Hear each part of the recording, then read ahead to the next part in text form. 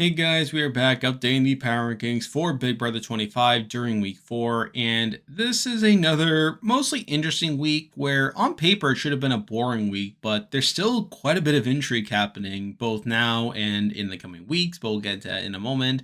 We are also recording this on Tuesday, August 29th, which includes live feed spoilers, including veto results, so if you don't want to be spoiled, now's your chance to click out the video. But with all that out of the way, we have 14 players to talk about, and let's not waste any more time, let's get right into the video. So starting off at number 14, we have the most recent boot from the season, and here we have Heisem. And there was some talk of a flip during the last few days of this round, but ultimately I found this to be a pretty foregone conclusion. There really wasn't much incentive for many of the people involved to keep Heisem around, especially after all the talk that had already gone into targeting Heisem. It was just too late to undo a lot of that work, and Heisem goes home here. And for the most part, I found this game to be pretty mediocre. He had a pretty bad HOH result, obviously, where he went from being a target from part of the house to being a consensus target, even from his own allies. He almost got blindsided during said HOH, where a lot of the discussions there to keep Riley was outside of his control, and including the decision to take out Riley is pretty bad. And even though he was basically loyal to the professor's side during a lot of it, he came off as someone that was willing to flip over to the other side, which has only fueled the ammunition to get rid of him. Now, obviously, I'm not saying Heisem's the worst of the worst in terms of the players, but I found his game to be pretty bad, and because of that, he is here number 14. And with that, there are 13 players left in the game to talk about, and as usual, I'll be ranking them based on how likely I think they are to win, based on their current game position, and sort of similar to week 2, and even to an extent during week 3, there's been a lot of back and forth over who the actual boot is going to be, where there was a plan coming to a week initially, then the plan seemed to flip, then there was more talk about the flip basically being undone. However, for now, based on the time that we're recording, it does seem like the flip will go through, though given the state of these players, it would not surprise me if it changed once again.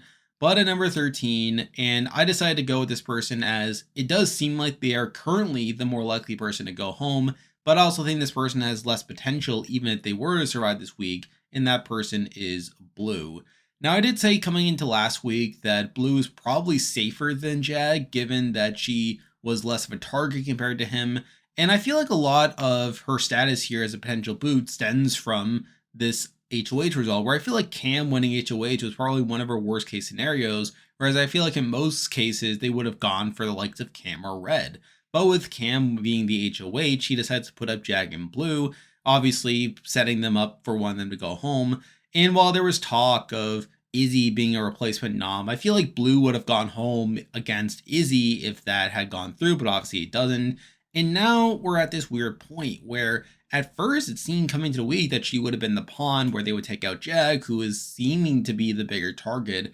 However, now we're seeing this flip come into play where the Sire side is very much intent on keeping Jag, even though Jag is probably worse for their gains, but we'll get more into that later. And interestingly, it also seems like Cam and Red want Blue out at this point over Jag as well, to where basically most of the house wants to take out Blue, where really the only person that wants to keep Blue is Jared, who is obviously in a showmance with them.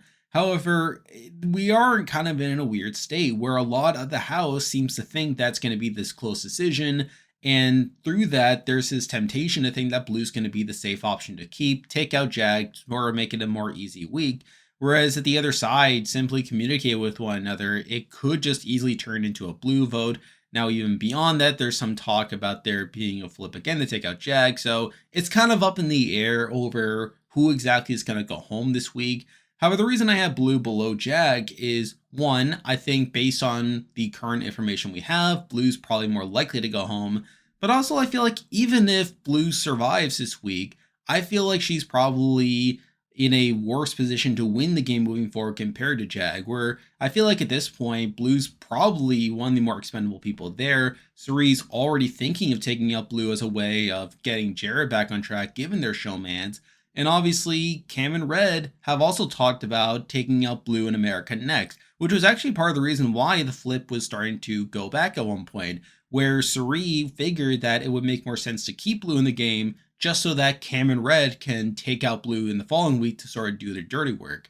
So it's sort of up in the air, and I feel like at this point, Blue's probably in a pretty bad spot, both short term and long term, regardless of what happens this week. And aside from that, Blue herself has not really done much to campaign for herself, where she has come off as really complacent, not really campaigning, thinking that this is going to be a straightforward week. And obviously, we also have to mention the fact that Jared told her that his mother is in the house and she thinks it's Felicia. So take that as you will. So really, a lot of things are looking pretty bad for Blue, and I can't really have her any higher, even though there's still a chance that she could stay by the end of the week. But for now, I do have her here number 13. Now moving on to number 12, and we have the other person currently on the block, and the other person that could go home this week, but here we have Jag. And the main reason I have Jag this low is there is still a chance they could go home this week, where, again, based off the gameplay that we have seen through weeks 2 and 3, there is a chance that the vote could flip back and in turn send Jag home. So there's that to consider. But even aside from that, this week has not been particularly good for Jag, where obviously Cameron winning HOH was a pretty bad scenario for him, where obviously he ends up on the block next to his closest ally. That's not good.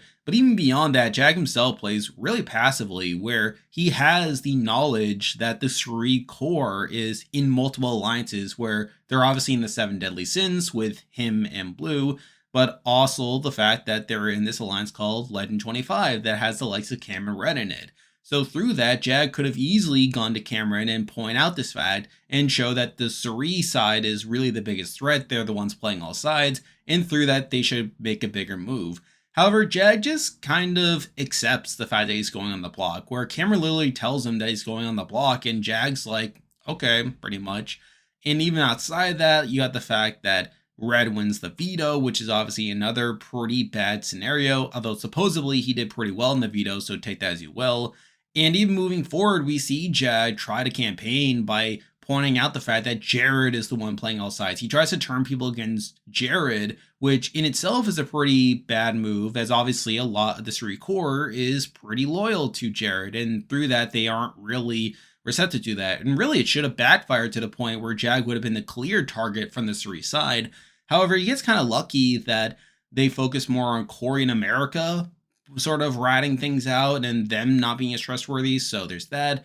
And even with the flip, where now it seems like Jag could stay, a lot of that is not due to the work that Jag was doing, but more so due to the work that Matt did, where he was able to convince the Sire side that Jag would be a better competitor moving forward to take out Cameron Red. And that's what really got the Sire side to start to get on Jag's side. But even moving forward, you had this Sire side going up to Jag and saying that he wasn't allowed to tell Corey and America about the vote, to basically trying to make it a relatively close vote so that they could try to pin the blame onto Corey and America after the fact, where the threat is that if Jag told Corey and America about the plan, that they would flip back and take out Jag.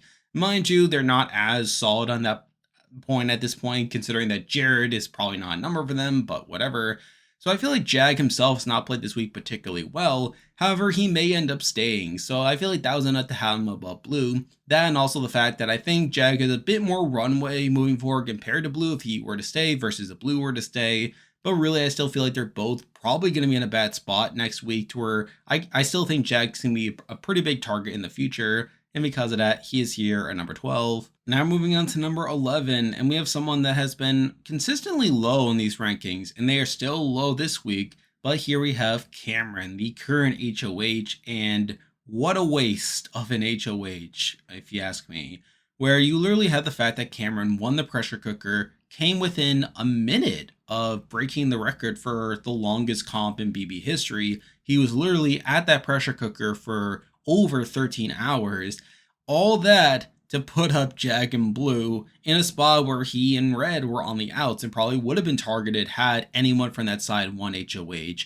So I feel like that's pretty bad on its own, as I feel like Cameron and Red are still going to be pretty big targets in the future. And with Cameron being more out in front, I feel like Cameron will just be this big target that could just take a lot of the blame for taking out either Jag or Blue. Whereas I feel like Cameron didn't really do much to build any capital this week, where he was basically just putting up two people that were already on the outs when he very clearly could have taken a bigger swing. And yes, while he and Red did talk about possibly putting up Izzy as a replacement nom, I mean, it's still in a spot where Izzy would have stayed over the likes of Blue. So I feel like that's not particularly good. I feel like Cameron himself has not played this week particularly well. And even now, while he is kind of leaning on the side of keeping Jag, I feel like once again, a lot of that is not really happening in his control. I feel like it's other factors that are contributing to how this vote will ultimately play out by the end of the week. So I feel like Cameron himself has played this HOH pretty poorly. I still feel like he's going to be a pretty big target in the future.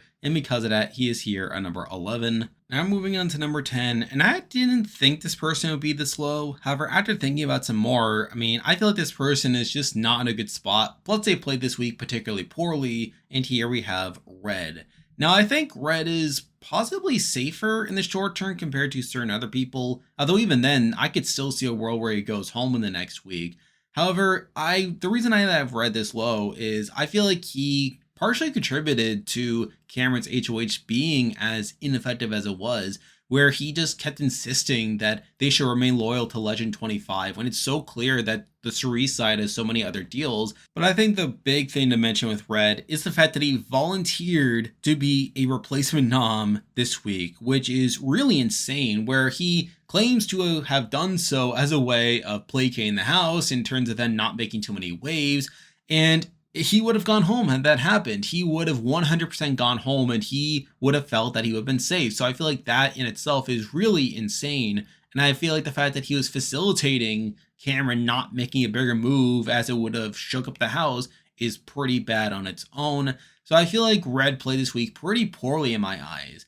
Now, I will admit that he's probably a smaller target next week, as I feel like Cameron, America, Corey are all bigger targets than him coming into next week. But I think the other thing to take into account is the power, where obviously one person is going to be able to basically win invincibility in the next couple of weeks, where they'll have the ability to stop the eviction. And I feel like people like America and Corey are much more likely to win that power, given that they seem to be more popular with the fan base compared to Red. Whereas I feel like if things play out accordingly, I could see a world where Red does go home next week. Like, let's say if Cameron wins the veto, and even beyond that, I feel like America or Corey, if they were to get that power, they'd be able to use that power in order to save themselves. Whereas I feel like Red is probably the least likely of all those people to get it to begin with. So I think all those factors combine to make it so that I can't really have Red any higher than here, even though I did consider it. So because of that, he is here, number 10. Now moving on to number 9, and we have someone that we just mentioned not too long ago, but here we have America. And I think America's position has only declined over the past week, where at this point, a number of people are pretty much fed up with her, where first up you had the fact that she ended up telling Jagged that there was an alliance involving her, Corey, and America. And while she didn't specifically name out that alliance, she did it as a way of trying to tell Jagged that Izzy shouldn't be trusted, which then in turn got back to Izzy. And that really turned a lot of the Cerise side against Corey and America, where they see America as the bigger target between them at this point. So that's not great. You also have the fact that America and Corey are now really embedded in the showmance that has caused them to not talk as much game as they probably should have, which is pretty bad considering that more people are turning against him. But it's not just the Cerise side that wants to go after her. There's also Cameron Red, where Red has said that he would go after America if he won HOH. So I think that's pretty bad. I feel like in general, America's continuing to get herself into trouble. And with her being seen as a bit of a rat and as a bit untrustworthy, I could see a world where she ends up going home in the next week. However, the reason I have her above Red is, as I mentioned, I feel like America is more likely to get the votes to participate in the challenge that will give her the twist, as I feel like America is more of a fan favorite compared to Red. So I feel like that was enough to have her at least above Red, as I feel like she has that potential safety net, but I feel like her position has really diminished over the past week, and it would not surprise me if she ends up going home in the next couple weeks.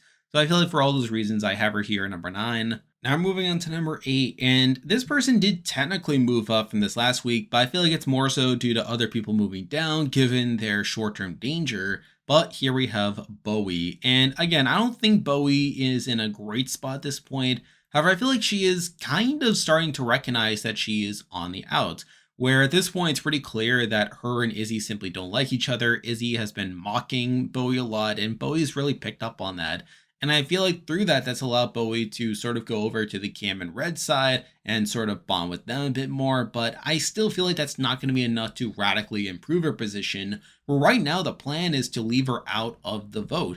where the Cerise side wanted it to be a 6-4 vote, where Bowie would be one of the people left on the out, even though she is still technically loyal to them at that point, and it's sort of in a bad spot for her. And aside from that, I still have a lot of the same concerns with her ability to win a jury vote in terms of her long term prospects and her just not really playing the game.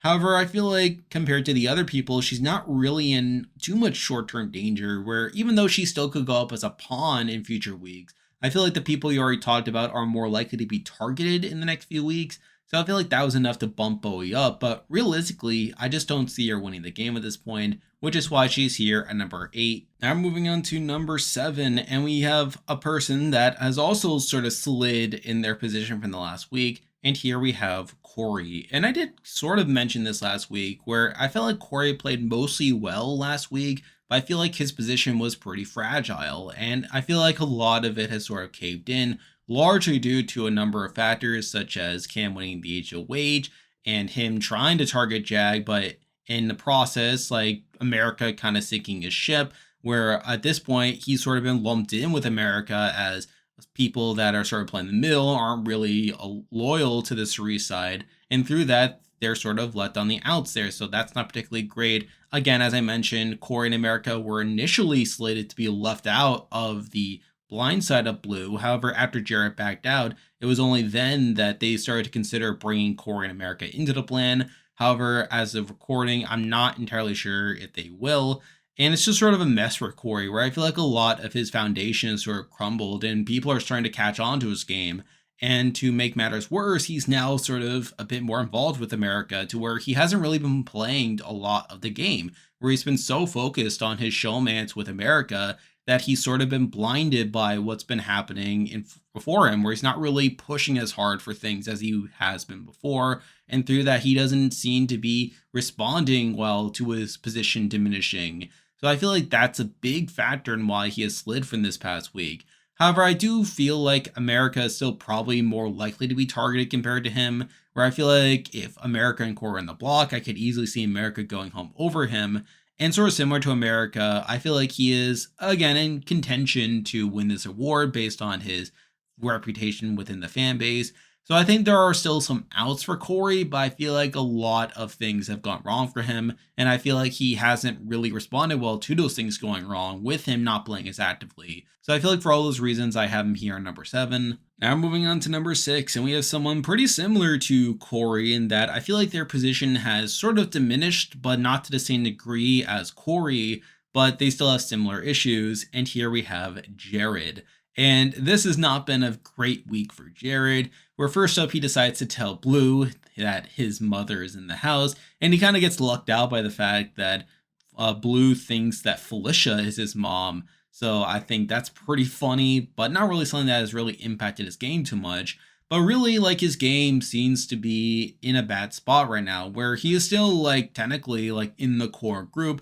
However, people are starting to catch on a bit more. We even saw Jagged attempt to flip people against Jared by saying that Jared is playing all sides. And while they were focused more on Core in America, I feel like Jag is someone that could be pretty dangerous for Jared's game in the future, which is bad considering that the Cerise side is now pushing for Jag to stay over Blue, his own showmans. So I feel like Jag staying here would be pretty bad for Jared's game, both in terms of losing one of his closer allies, but also in terms of Jag sort of being onto him at this point. So that's not particularly great. People are getting annoyed by Jared over him holding out of the Blue blind side, where him and Sire got into a really big argument over the fact that Jared wants to keep Blue, but Sire thinks that he's just blinded by her. And it's sort of a mess, all things considered. Really, this past day has been a big disaster for the Sire core, which we'll be talking about more with the members in a moment.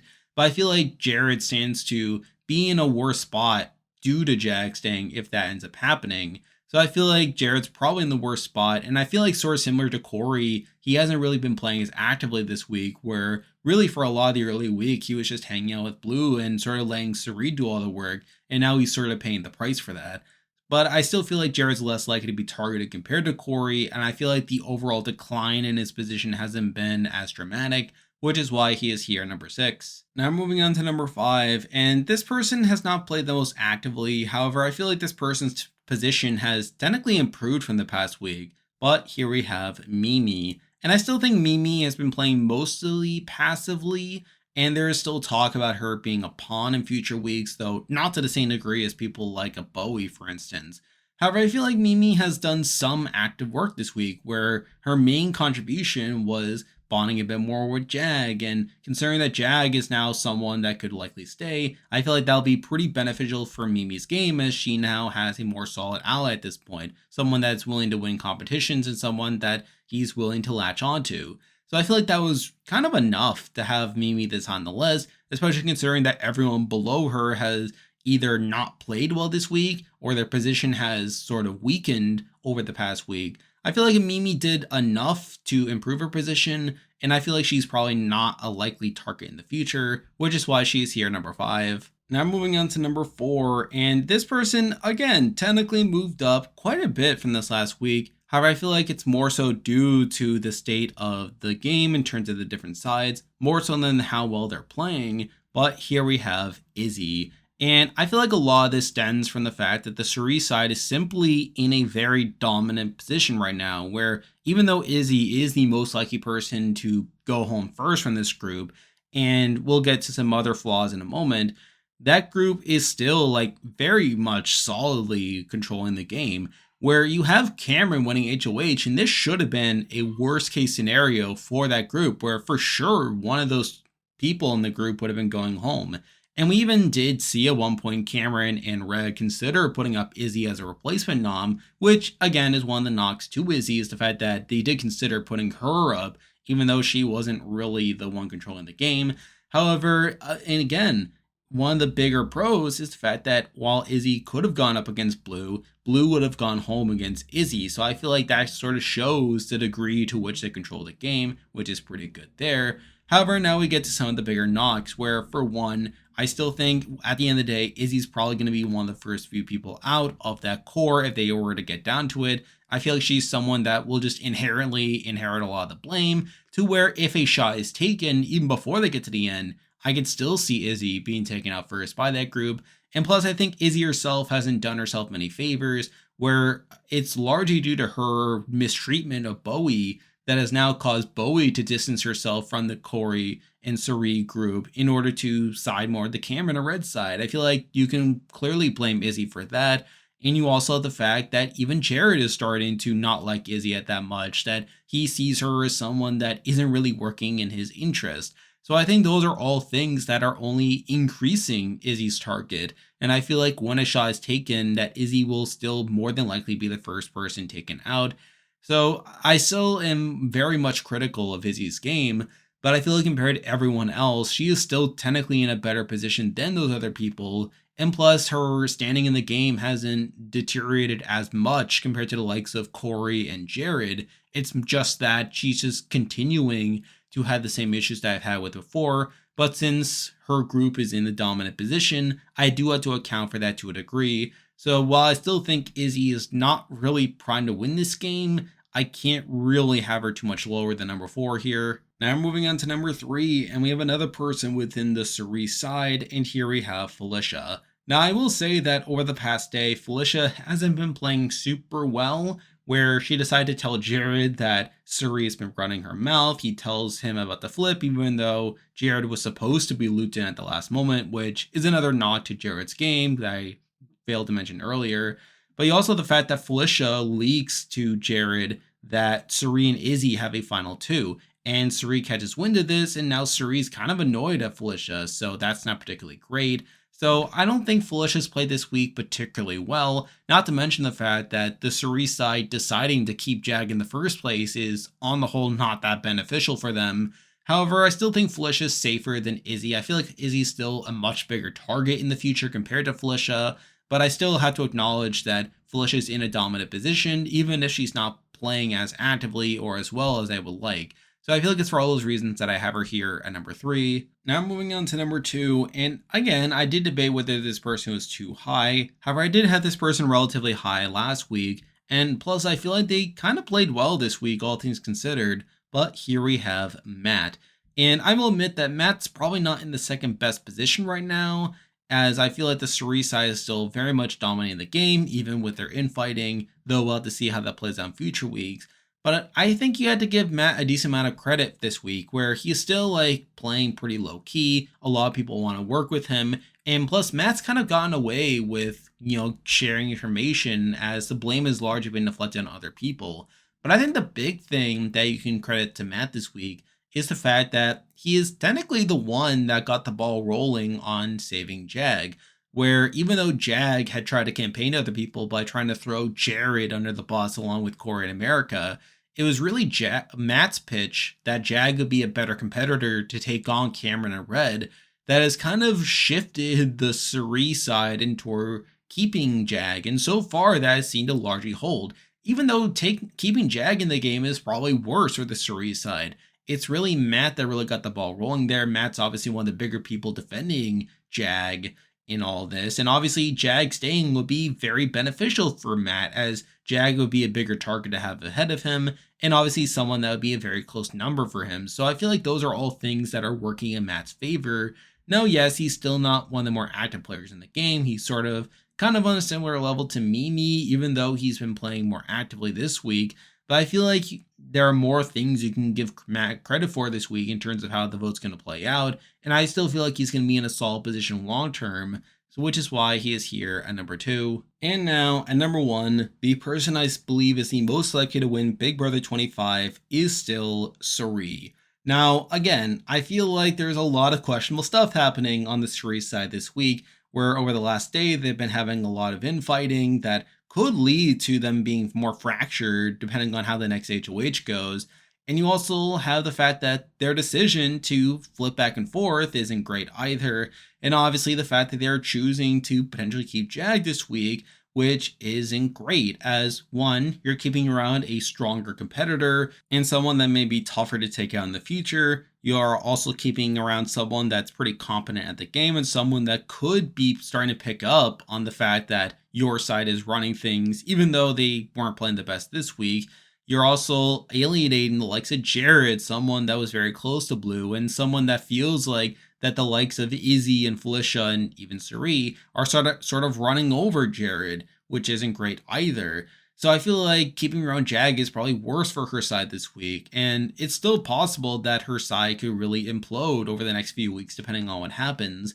However, I think this week has also further illustrated how strong of a game Sire is playing, where Cameron winning HOH should have been her side's worst case scenario, and had other players been more competent, they should have realized that Sire is one of the bigger players in the game and should have at least taken a shot at her core. However, this has not happened at all, where we have seen Cameron and Red talking about how they want to stay true to Legend 25, that they don't want to upset like the majority of their alliance that they were in, even though that this alliance was very much an afterthought and something that they could very easily drop. And there's still this mist over Sire that is causing people to trust her moving forward, and they aren't really looking at Sire to be targeted, where I feel like there's just so much noise going around. And with all this playing out, Sire is still in the best position in the house. So I think with all these factors into consideration, I still have to put Sire at number 1 simply because of that. Now, I will also admit that even with that she's not playing optimally, the fact that she's still flipping back and forth so much over these last couple weeks, the fact that they're making less than optimal decisions, and obviously the fact that we are starting to see some cracks within her foundation. But I still feel like Sari's in a strong enough position to where she could potentially recover from that. And because of that, I do have her here at number 1. And there we go. That will do it for this week's video. If you like this content, be sure to like and subscribe. Really helps out with the channel. Now I'll be back again next week to update the power rankings again, so stay tuned for that. I'll be live streaming the live show on Thursday night, so you can check me out there on YouTube. I also have a Patreon now, and if you want to consider supporting the channel, you can click the link in the description to make a donation. And if you haven't already, be sure to join the Discord server, which you can do so by clicking the link in the description. There's a lot of stuff coming your way, but for now, that is the video. See ya.